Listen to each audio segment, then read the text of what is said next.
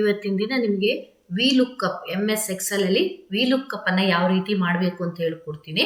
ಇದರಲ್ಲಿ ನಾನು ಕೆಲವೊಂದು ಡಾಟಾವನ್ನು ಎಂಟ್ರಿ ಮಾಡಿದ್ದೀನಿ. ಗೂಡ್ಸ್ ಪರ್ಚೇಸ್ ಇರ್ಬೋದು, ಪ್ರಾಡಕ್ಟ್ ಕೋಡ್ ಇರ್ಬೋದು. ಹಾಗೆ ಇಲ್ಲಿ ಕಸ್ಟಮರ್ ನೇಮ್, ಗೂಡ್ಸ್ ಪರ್ಚೇಸ್, ಇಲ್ಲಿ ಪ್ರಾಡಕ್ಟ್ ಕೋಡನ್ನು ನಾವು ಸರ್ಚ್ ಮಾಡಬೇಕು ಅಂತ ಕಾಲಮ್ ಇಟ್ಕೊಂಡಿದ್ದೀನಿ. ಸೊ ನಿಮ್ಗೆ ಇದನ್ನು ನಾನು ಚಿಕ್ಕ ಡಾಟಾ ಮೂಲಕ ತೋರಿಸ್ತೀನಿ. ಯಾಕಂದರೆ 2-3 ಪೇಜ್ ಬರ್ಕೊಂಡ್ರೆ ನಿಮಗೆ ಡಾಟಾವನ್ನು ಮೂವ್ ಮಾಡಬೇಕಾಗತ್ತೆ. ಅದಕ್ಕೆ ಚಿಕ್ಕ ಡಾಟಾದಲ್ಲಿ ತೋರಿಸ್ತಾ ಇದ್ದೀನಿ, ನೋಡ್ಕೊಳ್ಳಿ. ಇಲ್ಲಿ ಈಕ್ವಲ್ಸ್ ಫಾರ್ಮುಲಾವನ್ನು ಯೂಸ್ ಮಾಡಬೇಕು. VLookup ಅಂತ ಫಾರ್ಮುಲಾವನ್ನು ಯೂಸ್ ಮಾಡಿ ಓಪನ್ ಬ್ರ್ಯಾಕೆಟ್ ಹಾಕ್ಕೊಳ್ಳಿ. ಸೊ ನಾವು ಯಾವುದರ ಒಂದು ಪ್ರಾಡಕ್ಟ್ ಕೋಡನ್ನು ಕಂಡುಹಿಡಿಬೇಕು ಅದನ್ನು ನೀವು ಸೆಲೆಕ್ಟ್ ಮಾಡಬೇಕು. ಕಾಮ ಹಾಕಿ ಯಾವ 2 ಟೇಬಲಲ್ಲಿ ಅರೈ ಮಾಡಿ, ಈ 2 ಟೇಬಲಲ್ಲಿ ಹುಡುಕಿ ಅಂತ ಅರೈ ಮಾಡಬೇಕು.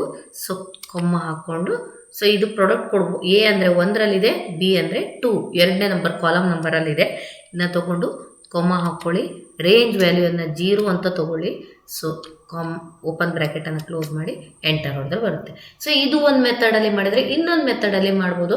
ಇಲ್ಲಿ ಫಾರ್ಮುಲಾ ಅಂತ ಇದೆಯಲ್ಲ, ಈ ಫಾರ್ಮುಲಾದಲ್ಲಿ ಲುಕ್ಅಪ್ ಆ್ಯಂಡ್ ರೆಫರೆನ್ಸ್ ಅಂತ ಇದೆ.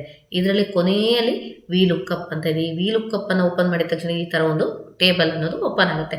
ಸೊ ಇಲ್ಲಿ ಲುಕ್ಅಪ್ ವ್ಯಾಲ್ಯೂಗೆ ಯಾವುದ್ರ ವ್ಯಾಲ್ಯೂ ಕಂಡುಹಿಡಿಬೇಕು ಅದನ್ನ ಕೊಡಿರಿ. ಯಾವ 2 ಕಾಲಮ್ ನಂಬರನ್ನು ಸೆಲೆಕ್ಟ್ ಮಾಡಬೇಕು ಅದನ್ನು ಕೊಡ್ರಿ. 2ನೇ ನಂಬರ್ ಕಾಲಮ್ ನಂಬರಲ್ಲಿ ಪ್ರಾಡಕ್ಟ್ ಕೋಡ್ ಇದೆ ಅನ್ನೋದನ್ನು ಕೊಡ್ತೀವಿ. ನೆಕ್ಸ್ಟು ಲುಕ್ಅಪ್ ರೇಂಜ್ ವ್ಯಾಲ್ಯೂ 0 ಅನ್ನು ಕೊಟ್ಕೊಂಡು ಓಕೆ ಮಾಡಿದರೆ ನಿಮಗೆ ಆನ್ಸರ್ ಬರುತ್ತೆ. ಪುನಃ ಇನ್ನೊಮ್ಮೆ ತೋರಿಸ್ತೀನಿ, ಕರೆಕ್ಟಾಗಿ ನೋಡ್ಕೊಳ್ಳಿ. Equals VLookup open bracket.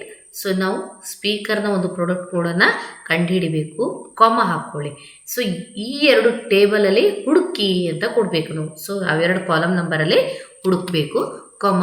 So column number 1, 2ರಲ್ಲಿ ಈ ಪ್ರಾಡಕ್ಟ್ ಕೋಡ್ ಅಂತಿದೆ, 2ರಲ್ಲಿರೋ ಕಾಲಮ್ ನಂಬರಲ್ಲಿ ಇರೋ ಪ್ರಾಡಕ್ಟ್ ಕೋಡು ಇಲ್ಲಿ ಬರಬೇಕು ಅಂತ. So range value 0, open bracket ಹಾಕಿರ್ತೀರಿ, ಆ ಬ್ರ್ಯಾಕೆಟನ್ನು ಕ್ಲೋಸ್ ಮಾಡಿದರೆ ಬರುತ್ತೆ. ಇನ್ನೊಂದು ಮೆಥಡ್ ಯಾವುದು? ಫಾರ್ಮುಲಾಸಲ್ಲಿ ಲುಕ್ಅಪ್ ಆ್ಯಂಡ್ ರೆಫರೆನ್ಸ್. VLookup ಈಗ ಒಂದು ಟೇಬಲ್ ಓಪನ್ ಆಗುತ್ತೆ. ಸೊ ಇದರಲ್ಲಿ ಟೇಬಲ್ ಅಂತ ತಗೊಳ್ಳೋಣ. ಇಲ್ಲಿ ಟೇಬಲ್ ಅರೈ ಮಾಡಬೇಕು. ಯಾವ ಟೇಬಲನ್ನು? ಈ 2 ಟೇಬಲಲ್ಲಿ ಹುಡುಕಿ ಅಂತ ಕೊಡಬೇಕು. ಆಮೇಲೆ ಕಾಲಮ್ ನಂಬರ್ 1 2ನೇ ನಂಬರಲ್ಲಿ ಇದೆ ಅಂತ ಕೊಡಬೇಕು.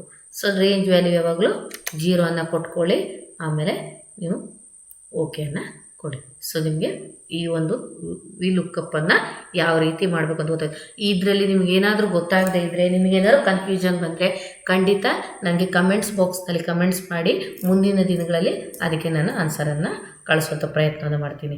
ಹಾಗೆ ನನ್ನ ಚಾನಲನ್ನು ಸಬ್ಸ್ಕ್ರೈಬ್ ಮಾಡಿ, ಲೈಕ್ ಮಾಡಿ, ಹಾಗೆ ಶೇರ್ ಮಾಡೋದನ್ನು ಮರಿಬೇಡಿ.